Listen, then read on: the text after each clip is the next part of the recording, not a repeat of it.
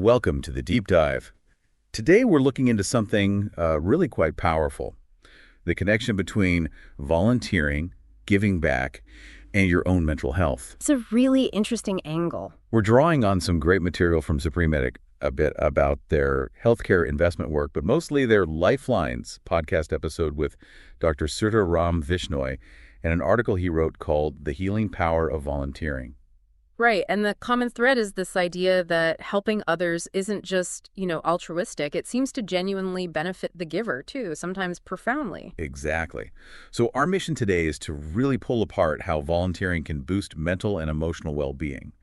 We'll touch on the science behind it, which is fascinating, and importantly, some practical steps for how you can get involved. Sounds like a plan. Where should we start? The why. Yeah, let's dive right into why it actually helps. Dr. Vishnoi's work really highlights connection and gratitude. That feeling of connection is huge, isn't it? Volunteering puts you in situations where you're interacting meaningfully with others, which directly pushes back against feeling isolated. Right, gets you out of your own head sometimes. And then there's gratitude. When you see the impact you're having, or even just witness the challenges others face, it can spark this real sense of thankfulness for your own situation. That makes sense. And it goes beyond just feeling good momentarily. The sources talk about reducing stress, combating loneliness, even helping with depression. That's quite significant. It is, and it seems linked to that shift in perspective we just mentioned. When you're engaged in helping someone else, your own worries can sort of recede a bit. It gives you different focus. Exactly, and it provides the sense of purpose. That feeling that you're contributing something valuable can be a really powerful antidote to the hopelessness that sometimes comes with depression or high stress. That sense of purpose comes up again and again in the sources. It does, and Dr. Vishnoi also points out skill building and confidence. Oh, yeah. How so? Well, you might be doing something new, learning a new skill, coordinating with people, successfully navigating those challenges, even small ones, build your belief in yourself. Ah, okay. So it's like, hey, I handled that. Yeah. And that boosts your confidence. Precisely. It can create this upward spiral, more confidence, more willingness to engage, more positive results. And I love Dr. Vishnoi's quote, something like, giving your time is a gift to others and to your own mind and body. That sums it up nicely. Okay, so we understand the why, a bit better connection, purpose, gratitude, confidence. But what about the science? The CP50 podcast got into the brain chemistry. Dopamine was mentioned. Right, the reward chemical. When you help someone and see it makes a difference, your brain releases dopamine. It feels good, satisfaction, accomplishment. It basically tells your brain, yeah, do that again. Right, makes sense. Like a little internal high five. Pretty much. Then there was oxytocin, the bonding hormone. That's usually linked to trust and social bonding. Volunteering, especially with others towards a common goal, stimulates oxytocin release. It strengthens those social ties, that sense of belonging. Which links back to combating loneliness. Exactly. And then endorphins came up too. Right. I usually think of exercise for those. Natural mood boosters, painkillers. Yeah, but apparently volunteering can trigger them too. Maybe it's the activity itself or just the positive emotional state. Either way, they contribute to feeling better, less stressed. And finally, cortisol, the stress hormone. Volunteering helps lower that. That's the idea. By engaging in something positive and meaningful, maybe shifting focus away from stressors, your body's stress response can actually calm down. Lower cortisol means feeling less stressed, more relaxed. Wow. So it's not just a vague feeling. There's actual neurochemistry at play. Dopamine, oxytocin, endorphins up, cortisol down. Seems that way. It provides a biological basis for why it feels good and is good for you. Okay, so given all that, let's connect it to specific challenges. The podcast talked about anxiety. How does volunteering help there? Well, two main ways, it seems. First, the social connection directly combats the isolation that anxiety often feeds on. Just being around others in a positive context helps. Breaks that cycle of being alone with your thoughts. Right. And second, it shifts your focus outwards. Instead of being stuck on internal worries, you're engaged in an external task, helping someone else. That can provide real relief. Okay.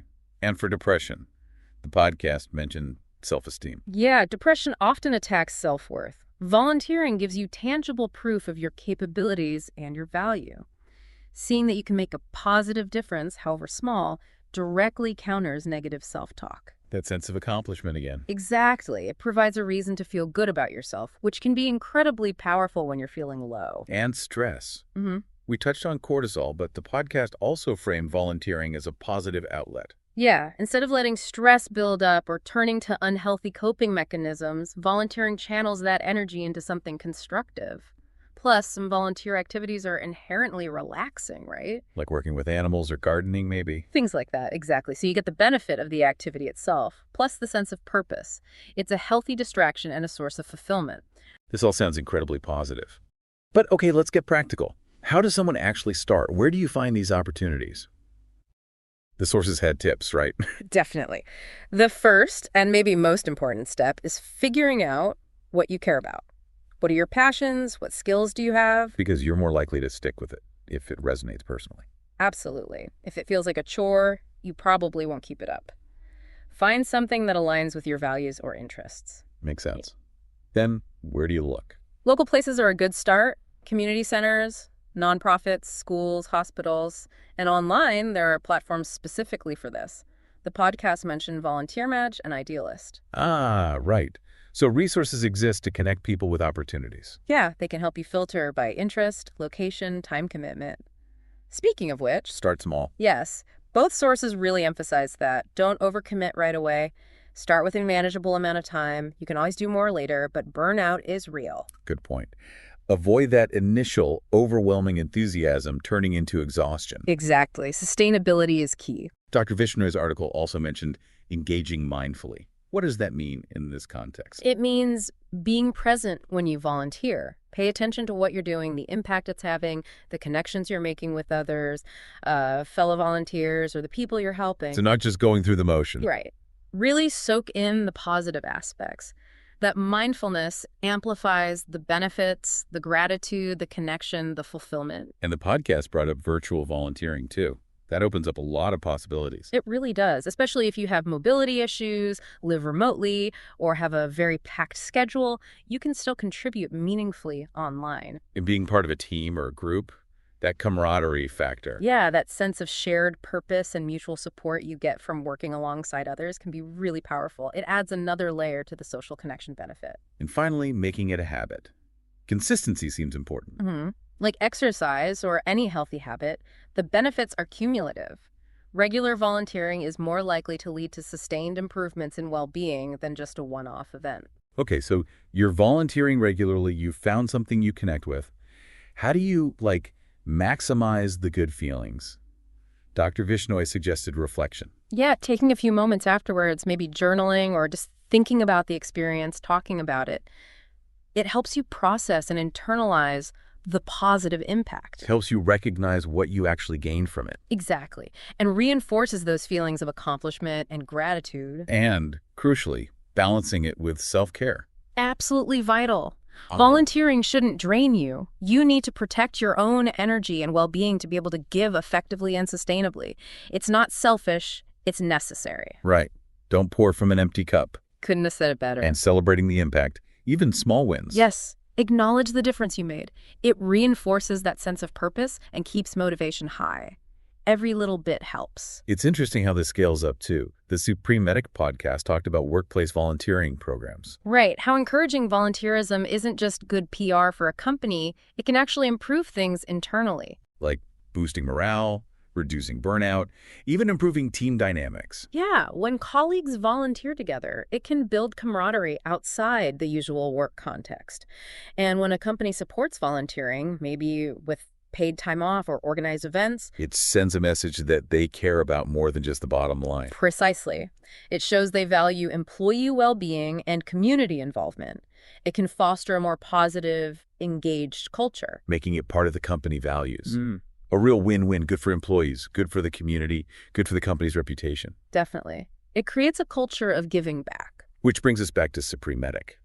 Their overall mission, mentioned in the podcast, is empowering healthcare, strengthening communities, and their actual work, supporting hospital owners with planning, recruitment, equipment, accreditation. That's a different kind of contribution, isn't it?